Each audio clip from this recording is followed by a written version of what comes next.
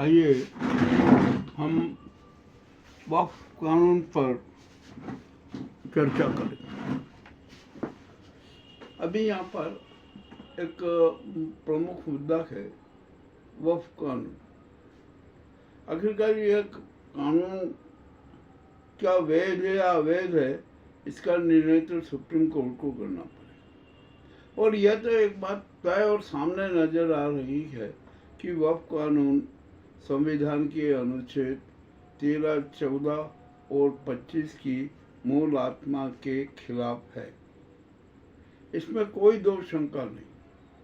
और यहाँ पर जो इसके जो क्लास दिए गए हैं ना, एक बड़ा विचित्र स्थिति बनी हुई है। आखिरकार ये बिल संसद में पास कैसे हुआ, इसका भी अपना एक इतिहास है। झूठ बोला गया, सब कुछ किया गया और न जाने क्या क्या किया गया। जो भी हुआ वो सब है।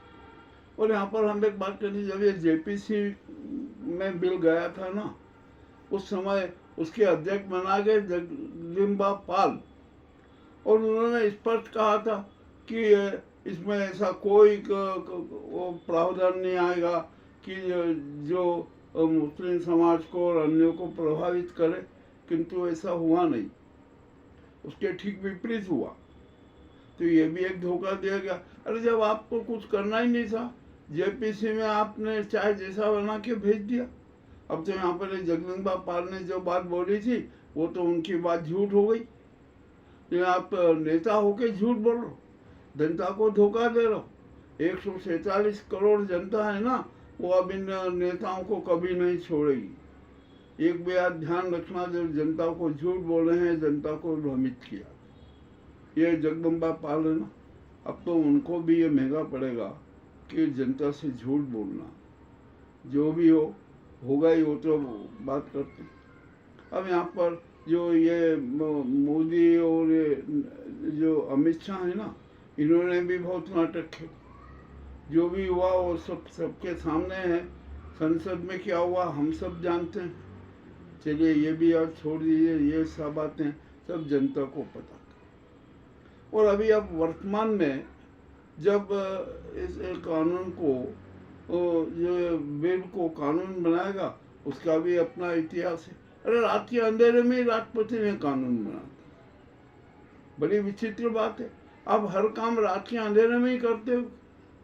अभी जो मोदी जी है ना, कश्मीर का दौरा रद्द करके राष्ट्रपति से मिलने चले गए। भैया चले जाओ, क्या दिक्कत है।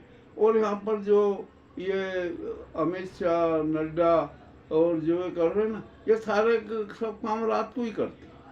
अभी जो गोपनीय बैठकें हुई वो भी रात को। अब जो मंत्रियों से बैठक हुई वो भी रात को। अरे तो क्या अंधियारे से आपका समझौता है या अंधियारे से आपका कोई अनुबंध है, ताकि अंधियारा रहे और वो उनके सारे काम सिद्ध हो जाए। पर इस बार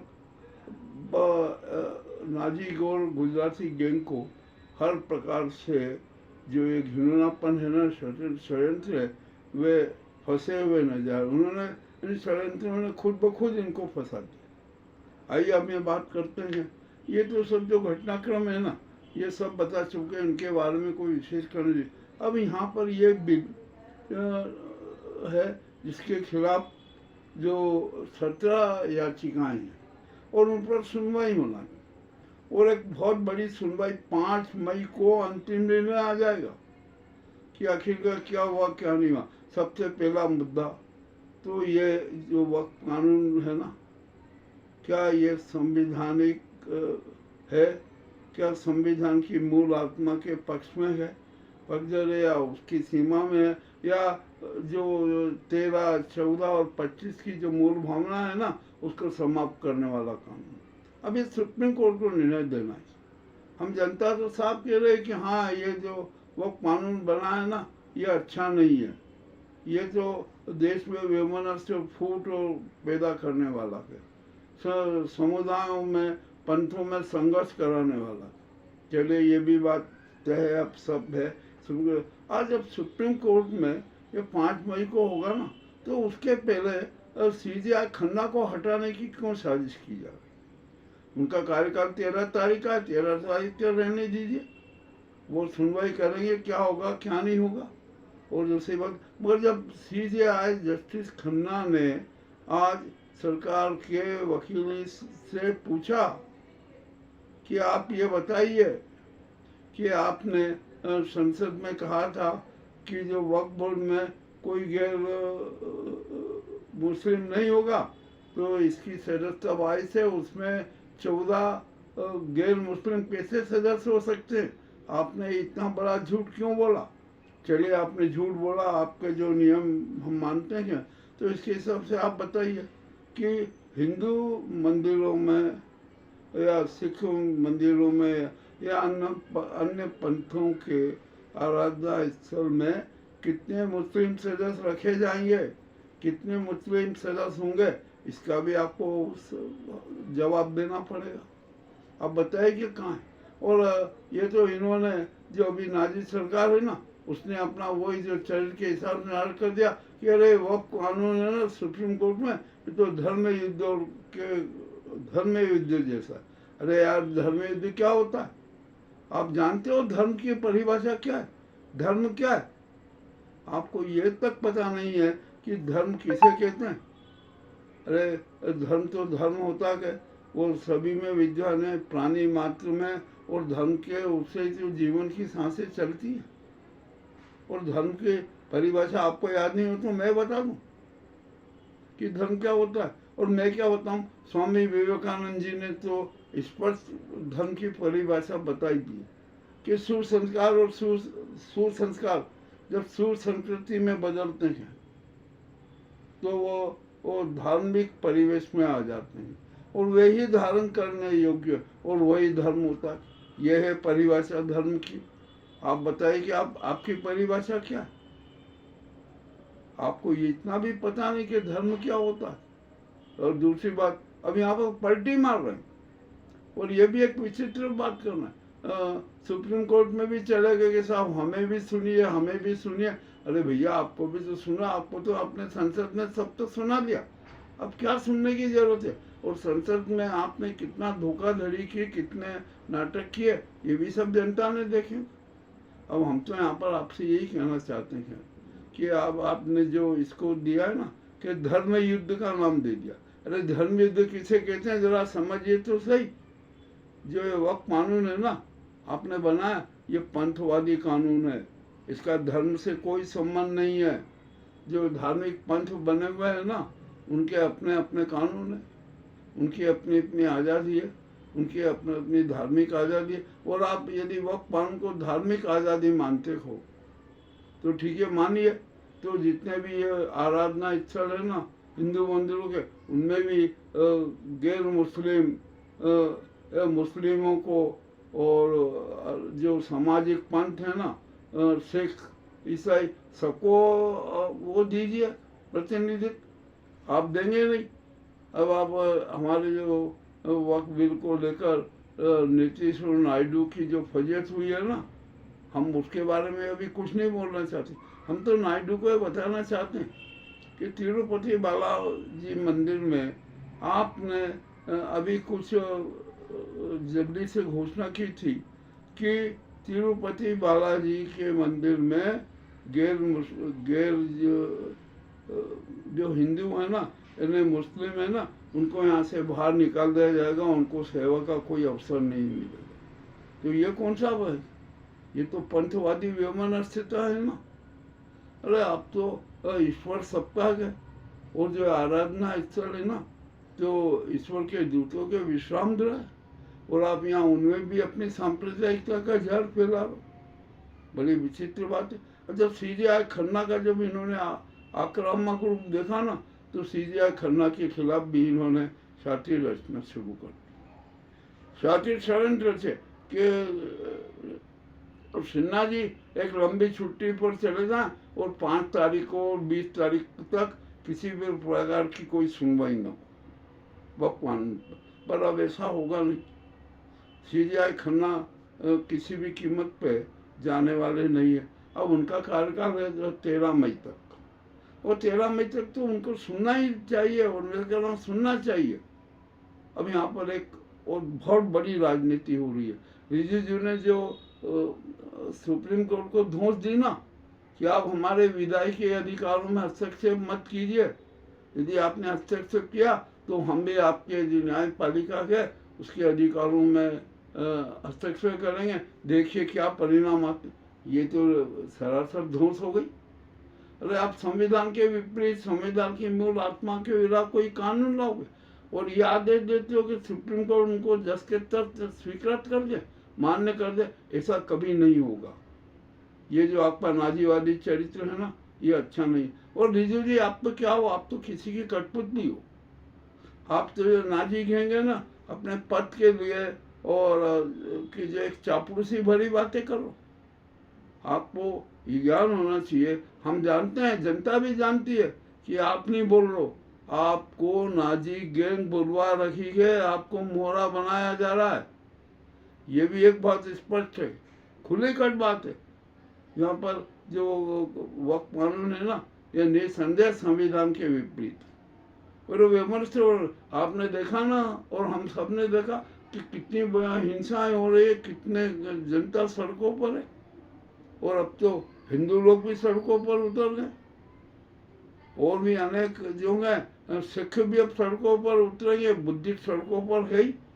और आखिरकार क्या है देश की हालत कर रहे हो आप। और ये जो संसद की जो है ना, संसद को देश की रक्षा करना, चाहे वो विधायिका हो, कार्यपालिका हो, न्यायपालिका हो, समाज पालिका हो, धर्म पालिका हो, आपको तो देश की रक्षा करना है, संविधान की रक्षा करना है। किंतु आप तो कुछ विपरीत ही काम कर।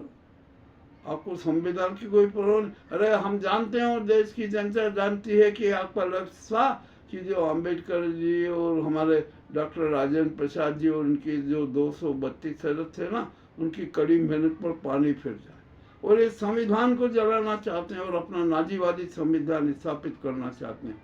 यह देश की 147 करोड़ जनता को कभी स्वीकार नहीं होगा। अब जो ग्रोक है ना, उसने तो संघ की विकल्प पोल खोल दी।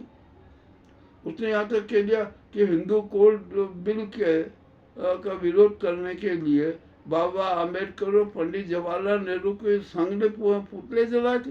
अरे क्या झूठ है? हाँ, जलाए थे 1949 में। और आप जो कहते हो ना कि हमें धर्मनिरपेक्ष पूरा समाज बनाना है, अरे आप के अक्ल पे पाला पड़ गया क्या कि धर्मनिरपेक्ष कोई व्यक्ति नहीं होता है। जानवर तक को धर्म है, उसको उसका भी अपना धर्म है, वो भी अपने धर्म का पालन करता है। और आप जो पंथवादी बातें करते हो, तो आपको ये पंथवादी जो कानून बना रहे हो ना, इसमें भी बड़ी सतर्कता रखना पड़ेगी। इसमें भी अन्याय नहीं चलेगा, शोषण नहीं चलेगा, पक्षपात नहीं चलेगा, संविधान के विपरीत जो भी बात है वो नहीं चलेगी। और सुप्रीम कोर्ट को तो करना ही चाहिए, स्पष्ट नकारा कर देना चाहिए, स्पष्ट इनकार कर देना चाहिए और निष्पक्ष निर्णय देना चाहिए कि वह कानून है ये संविधान के विपरीत है, संविधान की मूल आत्मा के खिलाफ है। ये व्यक्ति की जो वो मौलिक और संवैधानिक मौलिक अधिकार मिला हुआ है ना, उसका हनन। चलिए, आपने जो भी किया, अब ये पंथवादी बात है ना, जो अब आगे ही चले, हम आपकी बात मान लेते हैं, आपने वक्त कानून बना दिया। अब तिरुपति बालाजी मंदिर में कितने कितने मुस्लिम, कितने सिख, कितने अन्य पंथ के लोग शरीक होंगे? आप इसका जवाब दीजिए। कितने जो सदस्य हैं उसके वोट में लाइए। हमारे यहाँ देश में अनेक जो आराधना स्थल है, हिंदू मंदिर हैं, उनमें आप मुस्लिम और गैर जो अन्य समुदाय के लोगों को कितना महत्व देंगे।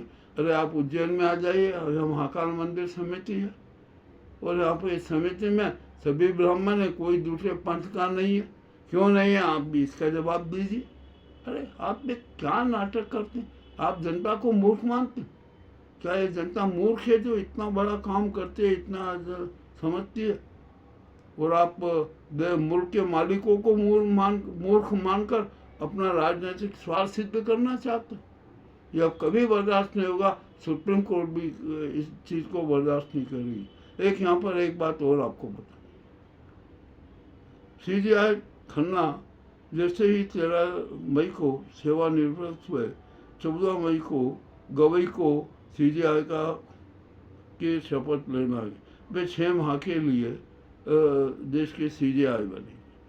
परंतु ये नाजियों को वो भी अखरा कि नहीं, गवाही भी नहीं बनना चाहिए, तो गवाही के खिलाफ भी कुछ कार्रवाई करेंगे। जैसे नाग रत्ना जी है ना, उसके खिलाफ भी कार्रवाई कर। और इनके पक्ष में तो है ना, जो जो मोम के पुतले बने हुए हैं ना न्यायाधीश, वो इनके पक्ष में। और जो एक सुदर्शन जी है ना न्यायमूर्ति, वो इस नाजी गैंग का पक्ष ज़्यादा ही करते हैं, आवश्यकता से अधिक पक्ष लेते हैं, वे बदनाम। और हो सकता है यह भी संभव है कि गवाही को अवॉइड करते हुए, गवाही की वरिष्ठता को समाप्त करते हुए ये सुदर्शन जी को भारत का CJI बना दे।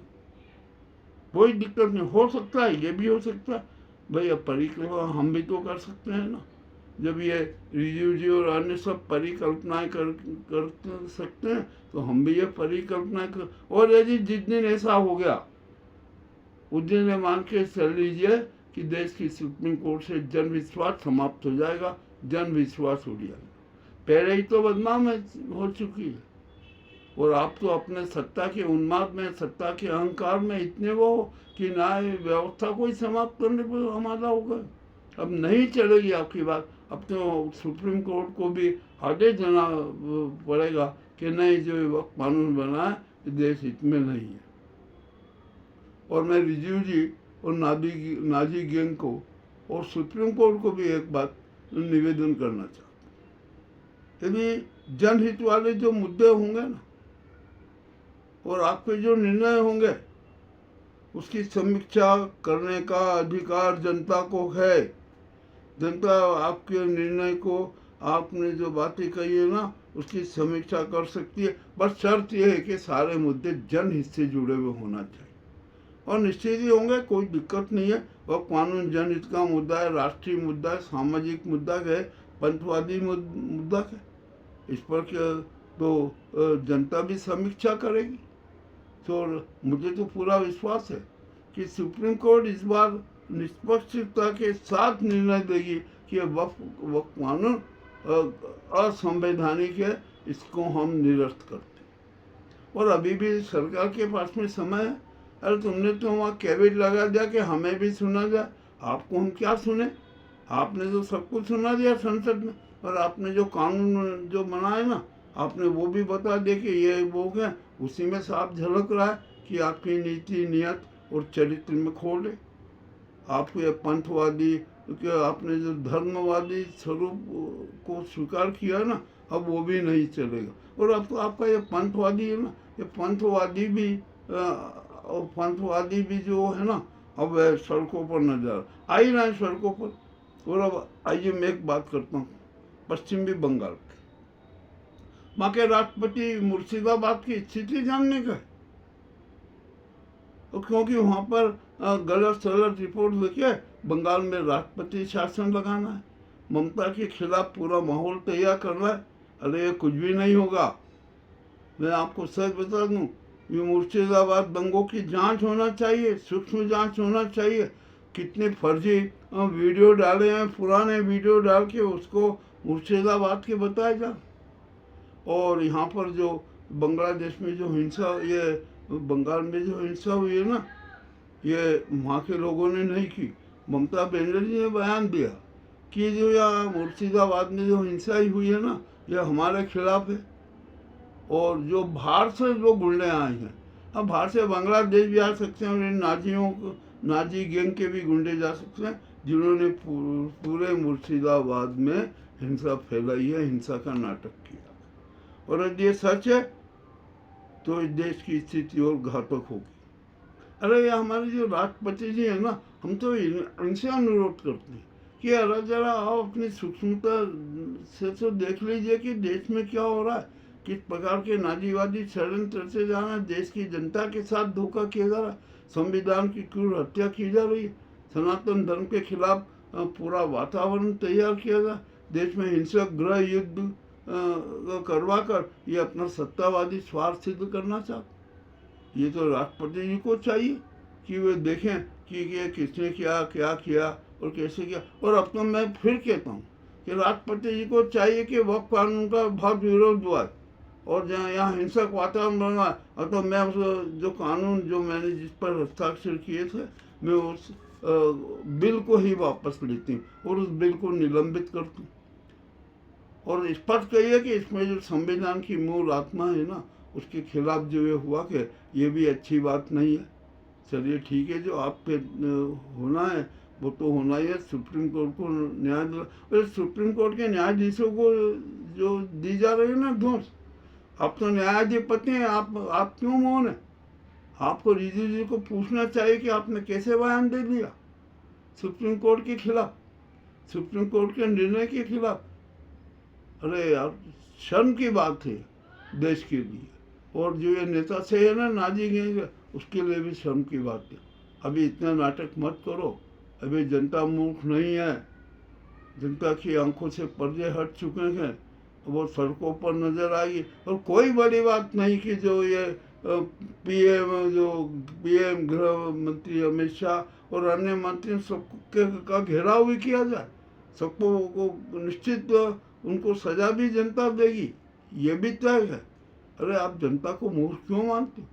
ये देश की मुल्क की मालिक है वो, आप तो हमारे इस देश के नौकर हो, तनख्वाह लेते हो, आपको तनख्वाह दी जाती है और आप अपने आप को मूर्ख का मालिक बताओ, जनता को मूर्ख बताओ, जनता को गुलाम बनाना चाहते हो। और जो महंगाई की तरफ देखिए जरा क्या हो रहा है। और जो ये है ना नाजी गैंग और ये गुजराती गैंग, ये बहुत ही स्तरहीन गैंग है। ये देश की जनता को कंकाल बनाकर उसकी हड्डियां तक का चूर्ण बनाकर अपने उदर में समाना चाहती है। ये इनका चरित्र है गुजराती गैंग का। और जो सत्ता पर काबिज है, ये सत्ता पर काबिज रहना चाहते हैं।